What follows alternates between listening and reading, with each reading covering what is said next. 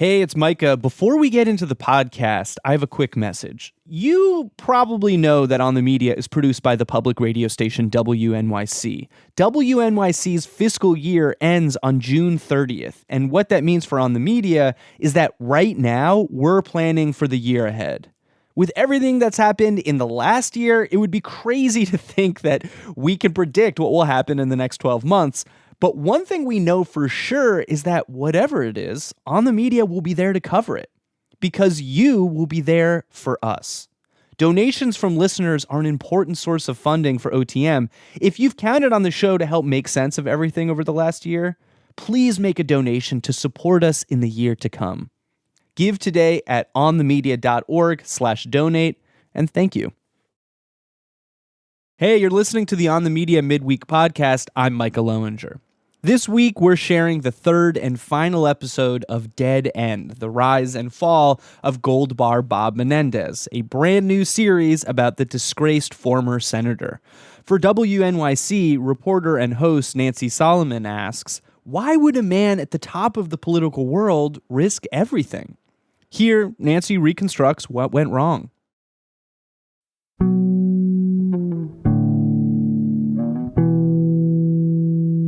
Bob Menendez is a creature of habit. When he's in his hometown, he likes to get breakfast at the IHOP. His adult children, the MSNBC host Alicia Menendez and the Congressman Rob Menendez, joked about his habits in a campaign video a few years ago. Have you ever been to a restaurant with him that you've been to more than 3 times where he's ordered something different? Never. Never. And during the 31 years he worked in Congress, Menendez was a regular at Morton's Steakhouse in downtown Washington. And now, one dinner at Morton's in May 2019 is at the center of his downfall. Let me set the scene. 2 FBI agents were there, posing as a couple on a date. They scored a table not far from where Menendez and his future wife, Nadine, were dining with Will Hanna, the halal meat guy we met last episode. And next to Hanna was a member of Egyptian intelligence. One of the FBI agents later testified that she heard Nadine speak only once. "What else can the love of my life do for you?" she asked the Egyptian men.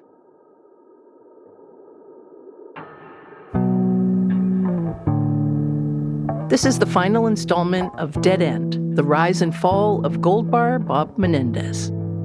We've been looking at the whirlwind romance of Bob and Nadine Menendez and their love child, a bribery scheme involving a halal meat business, an Egyptian weapons deal, and more than $500,000 in cash and gold bars.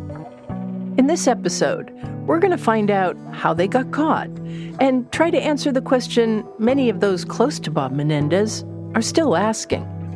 Why would he jeopardize one of the most powerful jobs in the country and risk a long prison sentence for $500,000? The Morton Steakhouse dinner was just one of several between Menendez, Will Hanna, and Egyptian intelligence officials. The FBI agent who testified, she said when they watched the dinner, they were not there to surveil Menendez. She never said exactly why they were even there. So I asked Tracy Tully, the New York Times reporter, if she understood it. Did you ever figure out which one of those characters they were interested in? It would make sense to me that it was Hanna and that they had been tipped off by the USDA that something hinky was going on with the halal meat certification contract. Hanna had his office and apartment searched at some point, and they took virtually everything and all his computers and his jewelry and his phones, and they'd been pouring through all that for some time. And that was right around the time of the halal meat Genesis thing. Eventually, the FBI would show up at the split-level ranch house that Nadine and Bob Menendez shared in Englewood Cliffs, New Jersey. The plan was for agents to search the house without attracting any attention. They used unmarked vehicles, covered their FBI-branded clothing, and tried not to make a mess. After all, it was the home of a U.S. senator. But they found cash and gold bars tucked into every nook and cranny of the house. So much, in fact, that they had to call in for reinforcements and 2 cash counting machines. U.S. Attorney Damian Williams included in the indictment a photo of the senator's bomber jacket with Robert Menendez and a Senate seal embroidered on the front. Some of the cash was stuffed in the senator's jacket pockets. That's not all. Agents also discovered a lot of gold.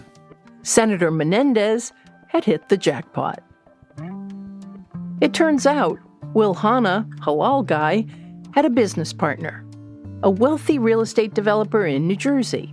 His name is Fred Davies, and he collects gold bars, some of which made their way into the Menendez home.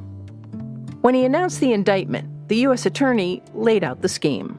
First, the indictment alleges that Senator Menendez used his power and influence, including his leadership role on the Senate Foreign Relations Committee, to benefit the government of Egypt in various ways. Menendez helped Egyptian officials write a letter to his colleagues on the Senate Foreign Relations Committee. He basically ghost-wrote it. The letter was asking for the release of $300 million worth of military aid. Menendez sent the letter to Nadine, who forwarded it to Will Hanna, who passed it on to Egyptian officials. Essentially, all they had to do was add their letterhead and signature and send it on to Menendez's colleagues in the Senate. We also allege that Senator Menendez improperly pressured a senior official at the U.S. Department of Agriculture to protect a lucrative monopoly that the government of Egypt had awarded to Hanna, a lucrative monopoly that Hanna then used to fund certain bribe payments. It's a 3-way trade. Menendez gives Egypt what they want. That's the helping a foreign government charge. Egypt gives Hanna the monopoly, which makes him instantly rich. And Hanna pays Bob and Nadine Menendez in cash and gold. That's the bribery charge. Menendez was also charged with obstruction of justice for his attempts to help 2 New Jersey businessmen who were facing criminal charges. Fred Davies, the guy who collects gold bars, and Jose Uribe, the one who meets with Menendez on the back patio in New Jersey when the senator rings a little bell to summon Nadine to the table. Uribe gave them a Mercedes convertible to replace the car Nadine totaled when she killed the pedestrian. Remember, she wasn't found to be at fault, but she also wasn't drug or alcohol tested, and her phone wasn't inspected to see if she was driving distracted. But the part of this story that has fascinated me the most has been about how it all began, and whether Nadine actually chose to date Menendez for ulterior motives. I brought this up with Times reporter Tracy Tully.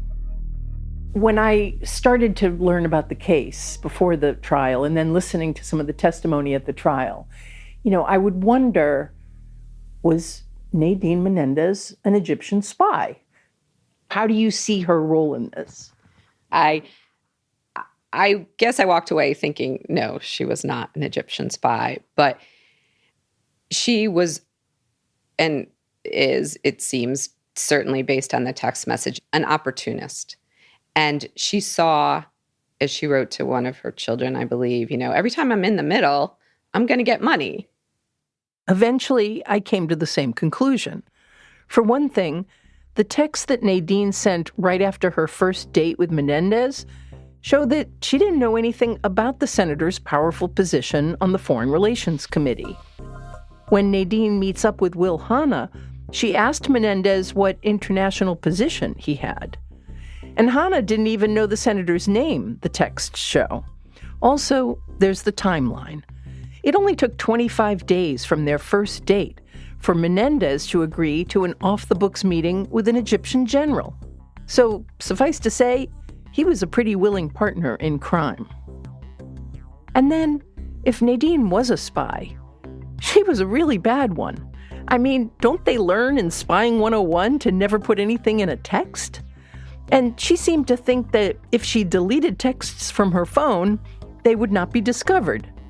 At one point, she asks Menendez if she should text one of their co-conspirators, and he quickly shoots back, in a text, mind you, No, you should not text or email.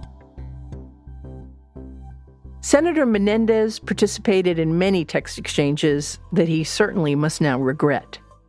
In many of them, Nadine is in the middle of communications between the senator and Egypt's intelligence officers. He texts her, "Tell Will I'm going to sign off this sale to Egypt today." And then he lists the exact types of ammunition Egypt will get. Nadine screenshots the text and sends the message to Will Hanna, which Hanna then sends to the Egyptian general in charge of obtaining U.S. weapons on WhatsApp. The general replies with 3 thumbs-up emojis.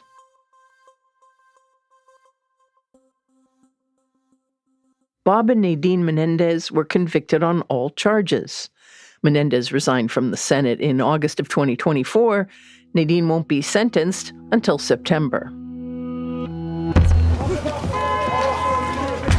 I was at the courthouse for the sentencing of Bob, and it was pretty surprising. This was brought by Democrats. How is this a witch hunt? How is this a witch hunt? That's coming up next.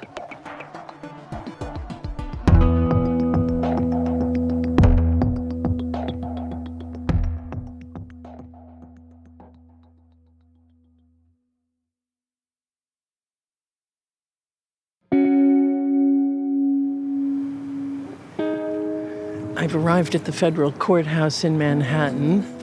It's about 8:30 in the morning, and this is sentencing day.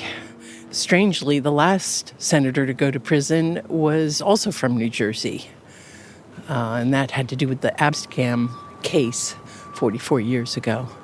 There's no recording in the courthouse, so I have to check all my stuff and won't be able to do a blow-by-blow. Prosecutors asked the judge to sentence Menendez to 15 years. His defense team initially asked for a sentence range of no jail time to 2 years. But after the judge sentenced Will Hanna and Fred Davies to 8 and 7 years respectively, the Menendez team spent the lunch break rewriting their statements to the judge. They asked for 8 years, and Menendez made a personal plea that was meant to show his remorse. "Your Honor," he said, "you have before you a chastened man." And then he broke down and cried. The courtroom was silent as he took a few moments to compose himself. His adult children were sitting behind him in the front row. They didn't move a muscle, and Nadine wasn't there. He asked the judge to take into account all he had done in his career, and for that, the judge did knock off a few years. But he sentenced him to 11 years. Any sentence longer than 10 meant Menendez could not be assigned to a minimum security camp. Afterwards, that chastened man stepped in front of a bank of microphones outside the courthouse and struck a very different tone. He turned his attention to the one man who could save him. President Trump is right. This process is political and it's corrupted to the core. I hope President Trump cleans up the cesspool and restores the integrity to the system. Are you going to ask Trump for it? Senator, you're a Democrat. The case was brought by Democrats. How is this a witch hunt? How is this a witch hunt? That was January 29th of this year, and it seemed far-fetched that Bob Menendez, a progressive who voted to impeach the president, would get a pardon from him. But 2 weeks later, Trump's Department of Justice ordered federal prosecutors in New York to drop their case against the Democratic mayor, Eric Adams. As someone who's a constitutional law professor, this is really irksome. Chara Torres-Spelisi teaches at the Stetson University College of Law in Florida. She writes about political corruption. What do you think about the possibility that Donald Trump may pardon Menendez? Well, it would fit a pattern of the Trump pardons both in his first term and early in his second term. He has had a habit of pardoning people who have violated anti-corruption laws, whether they're white-collar crime anti-corruption laws or campaign finance laws. Some have argued that Menendez, because he is out of office and voted to impeach Trump, is unlikely to get a pardon. But for Torres Pelosi, the president's history means all bets are off. It's hard to know who Trump will pardon next. One of the more recent pardons was for the former governor of Illinois, Rod Blagojevich. He was a Democrat. So I'm not sure whether the Democratic label matters so much to Trump. He seems much more interested in undermining anti-corruption laws left, right, and center. Lawyers for Menendez aren't counting on a pardon and are working on an appeal. And the U.S. Supreme Court, it might help him. The Roberts Supreme Court has been steadily deregulating corruption. They've done this both in white-collar crime cases and in campaign finance cases. Whether or not Bob Menendez receives a pardon or wins his appeal, it remains an epic collapse of what was a historic political career. He was the first in everything he did. First in his family to go to college, first Latino elected mayor, state senator, and New Jersey member of Congress. And there's another thing. In all the cartoonish details of this story, the gold bars and the stacks of cash squirreled away in his home, there was never any discussion of the unique position Menendez occupied in the Senate. I spoke about this with Brad Lawrence, the campaign consultant who worked for Menendez for more than 40 years. He's the one who invited him to his wedding back in the 1980s. I think Bob was sort of an anachronism in the sense of a guy that really had no money, came from no money, literally no money. They did live in a tiny little apartment. His mother was a seamstress. His father eventually committed suicide. I mean, he grew up a very difficult life. And then all of a sudden, he's in this most exclusive club in the world, all the fucking cliches about what the United States Senate is. And I think there's something corrosive about that. The majority of U.S. senators are wealthy. And then there are the lobbyists, some of them who had worked for Menendez as kids right out of college, and then went on to make big salaries on K Street in Washington. And I think the fundraising aspect of it, which is not only you in that bubble in the Senate, but then you're in this bubble with all these wealthy donors that are, they're flying around in private jets, they're doing this, they're doing that. And you're this guy that grew up, in this one-room apartment in Union City, and you're going, on the one hand, I'm as good as they are, if not better.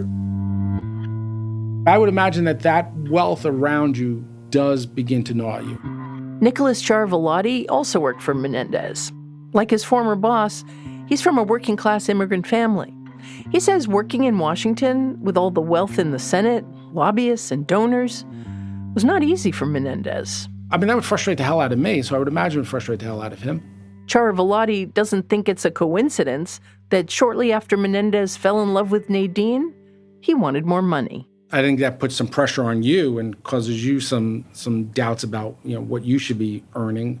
I think that does have an impact because you can't really do the things that I think other people can do.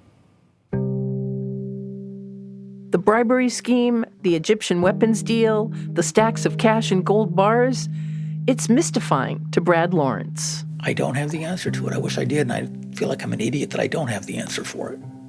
I don't want to be a Bob Menendez apologist, particularly in light of how it ended, but I also have, a long history and a respect and affection for at least the first 3/4 of his life, political life. But, it is, to me, an inexplicable and tragic way for him to go.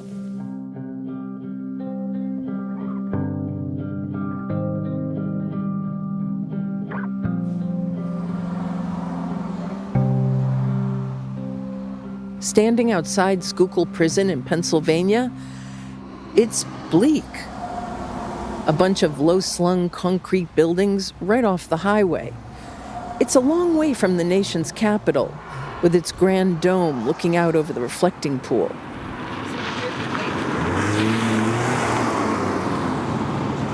You think that was him? It's so hard to tell. Was there anyone in the back seat? Now Bob Menendez has reported to Schuylkill Prison to begin serving his 11-year sentence. Even they had jersey plates, it was a red car. Yeah. Spit in. The speeding with the jersey plates seems really suspicious. When I think about him in prison, I remember the story he tells about getting bullied in school. This is the guy that grabbed a wood plank at a construction site, whacked the bully, and never had a problem with him again. And I think about him standing outside the courtroom, looking out the window at the Manhattan skyline and singing. It's impossible to know whether he's the chastened man he described to the judge. But one thing is certain. His legacy and the first sentence of his obituary is now changed forever.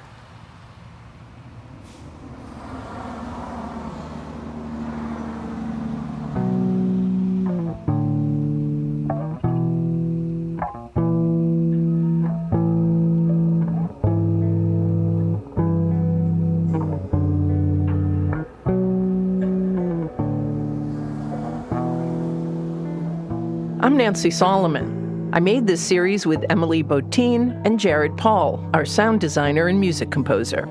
We had help from Alex Brady, Amber Bruce, Rex Stone, Katie Graham, David Krasnow, Mike Kutchman, Valentina Powers, and Jackson Vale. Thanks for listening.